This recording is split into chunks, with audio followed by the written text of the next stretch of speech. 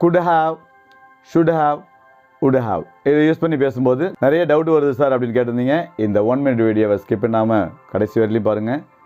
இனிமேல் ஒரு தெளிவு கிடச்சிரும். இது மூணுத்தையும் நீங்கள் பாஸ்டில் தான் பயன்படுத்த முடியும்.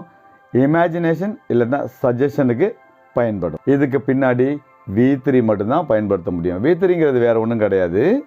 டூ, டிட், டன், அந்த மூணாவது இருக்கு இல்லையா, பாஸ்ட் பார்ட்டிசிபிள், அதுதான் V3.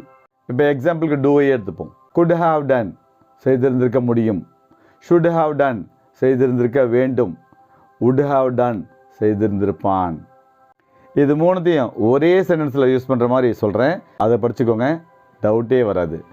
அவனால் செய்திருக்க முடியும் என்பதால் as he could have done, நீ அவனை கேட்டிருந்திருக்க வேண்டும். you should have asked him, அவன் உதவி செய்திருந்திருப்பான். he would have helped you. இவ்வளோதாங்க இங்கிலீஷ். கஷ்டமாக இருக்கு. Simply spoken English coming 4th December புதுசாக கோர்ஸ் ஆரம்பிக்கிறோம். ஜாயின் பண்ணிக்கோங்க.